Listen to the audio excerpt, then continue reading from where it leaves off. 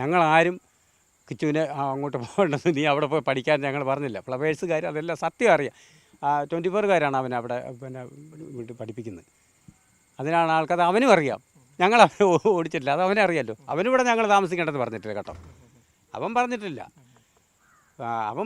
ഇവിടെ താമസിക്കരുതെന്ന് കിച്ചു പറഞ്ഞിട്ടില്ല. അവൻ്റെ വീട്ടുകാരും പറഞ്ഞിട്ടില്ല. പിന്നെ നാട്ടുകാർക്കും ഇതുപോലെയുള്ള ആൾക്കാർക്കുമാണ് ഈ സോഷ്യൽ മീഡിയ വഴിയാണ് ഇത് വന്ന് ഇപ്പം ഇങ്ങനത്തെ ഒരു അവസ്ഥയിൽ എത്തിയിരിക്കുന്നത്. അപ്പം ഞങ്ങൾക്കിപ്പം ഇവരെ ഇട്ടിട്ടും പോകാൻ മേല. മാനസികമായിട്ട് എനിക്ക് അറ്റാക്ക് വന്ന് ഓപ്പറേഷൻ കഴിഞ്ഞ ആളാണ്. അപ്പം മാനസികമായിട്ട് ഒത്തിരി ബുദ്ധിമുട്ട് എനിക്കുണ്ട്. പക്ഷേ സാരമില്ല, ഇപ്പം നമ്മളെന്ത് ചെയ്യാനാണ്? നമുക്കിപ്പോൾ സ്വന്തമായിട്ടൊരു വീടില്ല. ഇപ്പം എനിക്ക് സ്വന്തം വീടുണ്ടെങ്കിൽ ഞാൻ അന്നേരം അടച്ചു പൂട്ടിയിട്ട് പോകാം. അല്ലേ തന്നെ വേറൊരു ഇത് ഞാൻ എങ്ങോട്ടെങ്കിലും വാടകയ്ക്ക് പോയാൽ തന്നെ ഇപ്പോൾ പോകാൻ ഞാൻ തീരുമാനിച്ചെന്ന് വെച്ചു, ഞങ്ങൾ പോവാം. മനുഷ്യനെ നമുക്ക് ഒത്തിരി നാണക്കേട് ഇതുപോലെയൊക്കെ ഈ ഉണ്ടാക്കി തന്നവർ തന്നെ പറയുമ്പോൾ നമുക്കൊരു വിഷമം കൂടും. പുള്ളി ഇപ്പോൾ പറയുന്നത് അന്ന് പുള്ളി ഉണ്ടാക്കി 1 വർഷം മുമ്പ് ഉണ്ടാക്കിയത് ഇതുപോലെ. ഞാൻ ആരും ഭീഷണിപ്പെടുത്താനോ ഒന്നും പോട്ടെ, എന്നെയാണ് ഇങ്ങോട്ട് ഭീഷണിപ്പെടുത്തിയത്. എന്നെ ഭീഷണിപ്പെടുത്തിയത് ഒരിക്കലും ഫിറോസ് എന്ന് പറഞ്ഞ ആൾ എന്നെ നേരിട്ട് സംസാരിച്ചിട്ടില്ല. ഞാനും അതേപോട്ട് ഇവിടെ ഉണ്ടായിരുന്നപ്പോൾ സംസാരിച്ചാലേ പിന്നെ വിളിച്ചിട്ട് എടുത്തിട്ടില്ല. ഈ ഇതൊന്ന് ചോരുന്ന കാര്യം പറയാനും നമ്പർ തന്നിട്ടില്ല. അതൊക്കെ കിട്ടാതെ വന്നപ്പോൾ ഞാൻ വിളിച്ച് എടുക്കത്തില്ല. പിന്നെ ഒരു മനോജ് എന്ന് പറഞ്ഞ എഞ്ചിനീയറുണ്ട്, പുള്ളിയെ വിളിച്ച് പുള്ളി പറഞ്ഞ് നമുക്ക് ചെയ്യാം.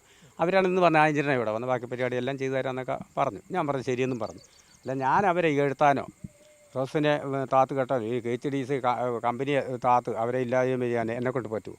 എനിക്ക് ഒന്നാമത് എൻ്റെ ആവശ്യമില്ല, നന്മ ചെയ്യുന്നവർക്ക് നന്മ തന്നെ കിട്ടത്തുള്ളൂ.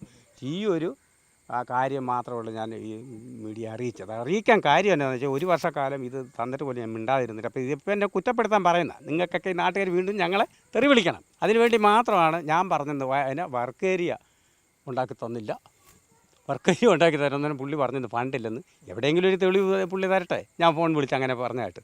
പക്ഷേ ഞാൻ ഈ 1 വർഷം കൊണ്ട് ഇവരെ 4 പേരെയും വിളിച്ച ഫോൺ പിന്നെ എൻ്റെ ഫോൺ കള്ളം പറയത്തില്ല. അതെന്ത് ഡിലീറ്റ് ചെയ്യുന്നാലും എടുക്കാമല്ലോ. എന്താ ഞാൻ പറഞ്ഞിരിക്കുന്ന ഫോൺ കൂടെ പറഞ്ഞിരിക്കുന്നുള്ളത്, ആ ഫോൺ ഞാൻ തരാം. എവിടെ വേണമെങ്കിലും കൊണ്ട് പരിശോധിച്ചിട്ട് എന്തൊക്കെയാണ് ഈ കമ്പനിക്കാരോട് ഞാൻ സംസാരിച്ചതിന് ശേഷം എന്നുള്ളത് അറിയാം. അല്ലാതെ ഞാൻ എന്നെ സംബന്ധിച്ച് പറഞ്ഞ് ഈ പിള്ളേർക്കൊരു ഇത് തന്ന ഒരു നന്മയായിട്ടാണ് ഞാനിത് കരുതുന്നുള്ളൂ.